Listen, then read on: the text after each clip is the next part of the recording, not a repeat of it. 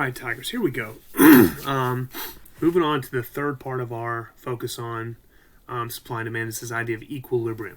Okay, so let's make sure we have these notes down and good to go going forward here. If you look at the stuff that we have going on here, we'll have a warm-up tomorrow and some supply and demand analysis. We're going to look and see what happens to price and quantity.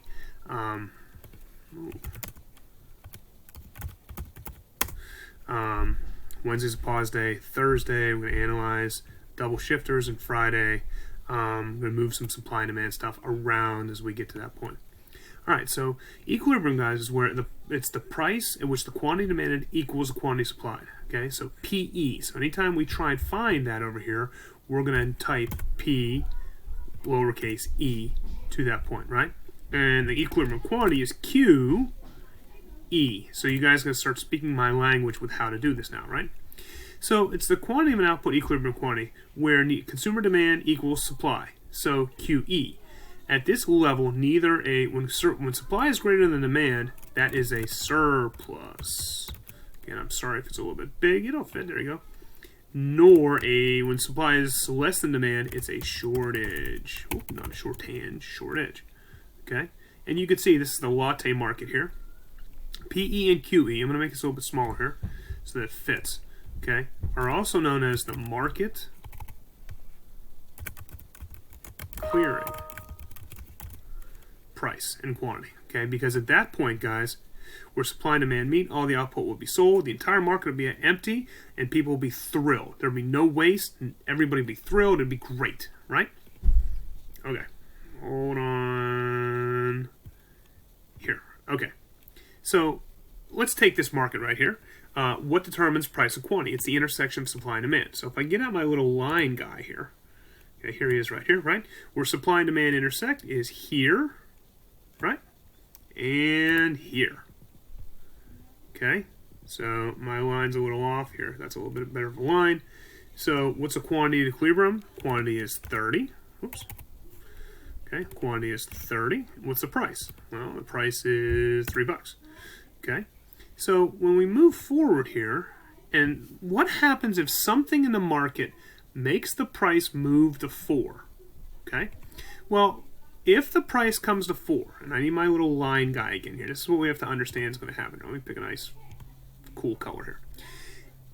When the price moves to $4, okay, the rule is when you're drawing these graphs, guys, imagine that both the supply and demand curve are like a bank board. I'm actually going to move this over a little bit here so it's right on line. Okay, as soon as you hit a curve, you just fly down. Okay, what curve do we hit? Well, we hit the demand curve, right?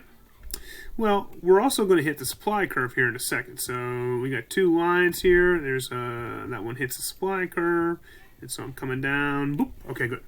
So why is this a big deal? Well, if the price is higher than it should be, this is what the price should be. That's PE, right? Price at equilibrium.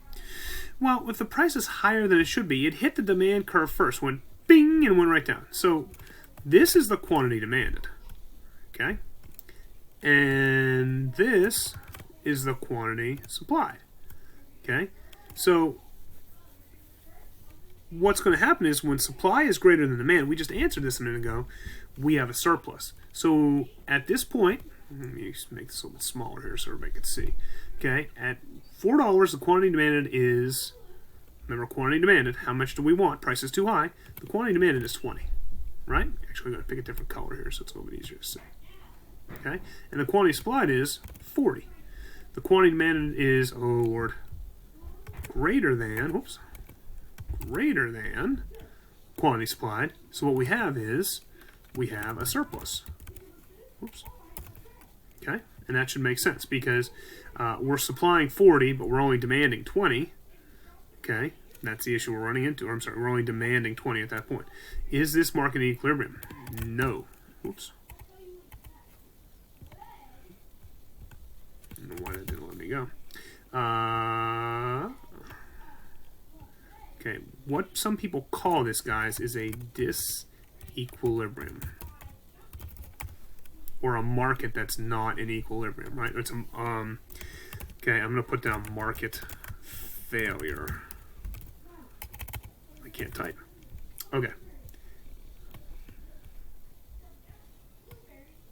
I'm having all kinds of issues here. Let me make this font a little bit smaller. 16. There we go. Okay. It's a market failure. Ooh. Okay. What happens if the price goes down to 2? Okay. Well, if the price drops down to 2, let me get my little line guy out here again, right? Here we go, ready? Whoop. Okay. Now, I hit that first curve, I hit the supply curve, I bounce down. I hit the demand curve, I bounce down, right? So the quantity supplied, or I'm sorry, the quantity demanded at $2, it's lower than it should be, right? So the quantity demanded at $2 is 50, okay? Which makes sense. The quantity supplied is only 20 because the price is too low. People don't want to supply things when the price is too low. So the quantity demanded is greater than the quantity supplied. Let me go back real quick and make sure I did that right here. Oh, I did not. Okay, let me go back. Quantity demanded is less than, my bad, quantity supplied for that one right there. Okay, so what happens when you have more of something than you should? I don't know why my font keeps changing on me right now, but what you have is you have a shortage. Okay, you just more demand than what you should. Okay, so how much is a shortage at $2? 50 minus 20 is 30, right? So when you come and look at this graph right here, that's the quantity supplied, and that's the quantity demanded, right? $3 is the equilibrium price, right? PE, right? 30 is the equilibrium quantity, QE, right? Okay, and I'm just going to put down into market failure. I don't know why this is happening like this, but it's a market failure, okay? Okay. So, how much is the shortage if it's $1? Oh, Lord. We're definitely in trouble here. Okay, where's my line guy? So here we go, right? Here's my line guy. It's $1. Right? So when I draw the lines down, that's my quantity supplied. Oh, that's my quantity demanded. I know it might be a little bit off, but we have a major, right? So here's quantity supplied, quantity supplied, quantity demanded, right? We have a major shortage. I'm going to say it's at least 65, right? We'll say it's right in the middle there. Okay. What happens in a free market when there's disequilibrium? When there's a, right, let's put 65 with a question mark here, right? What happens in a free market when there's a disequilibrium, i.e. a surplus or a shortage? Well, what has to happen, guys, is that you see these arrows, you see these forces, okay, that the free market pushes the price back to where it ought to go. Okay? When there's a surplus, guys, producers, when there's too much of something, producers are going to lower prices.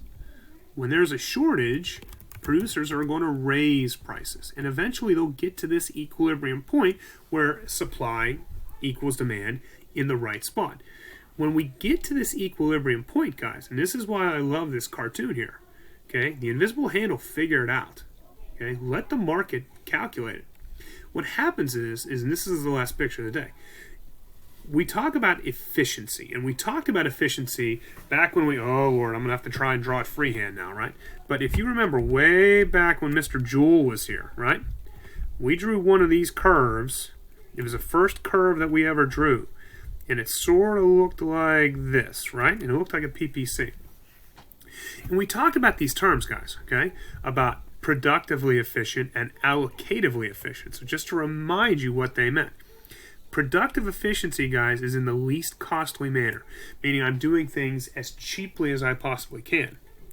Allocatively efficient is there's no shortage and there's no surplus. And the best definition that we can come up with that is, right, if I put it here, is there's no dead weight loss. Okay, and we talked about that black triangle of death. So this area right here, you can see this triangle that I'm tracing right now, is consumer surplus. That's the amount of benefit that consumers receive when buying a product. This is the area of producer surplus, the amount of benefit producers receive when producing a product, right? Notice our curves keep going. So here's the supply curve. These are people that can make lattes, but it costs them a lot to make a latte. If you want me to make a latte, oh Lord, it's going to take me an hour. And that's not really efficient. So this is where I would be producing up here. It's just not going to work. And this area of the demand curve, guys, are consumers who are not willing to pay the price. I.e., if I have Penguin tickets to a Stanley Cup final game and someone says, oh, I'll take those tickets for $5 each. Well, they're $200 a piece. So people would buy the tickets if they were down here, but they're just not willing to, right? So what we want to get to, guys, is this idea of a market in equilibrium and a perfectly competitive market. And we'll sort of explain what that means going on here, okay? We're going to get to this point where we understand where all of this goes, okay, with this idea of total welfare. And we'll get to that tomorrow as we review, okay? I hope you guys picked up some things. Check the lesson plans if you need anything, and have a great day. Go Tigers.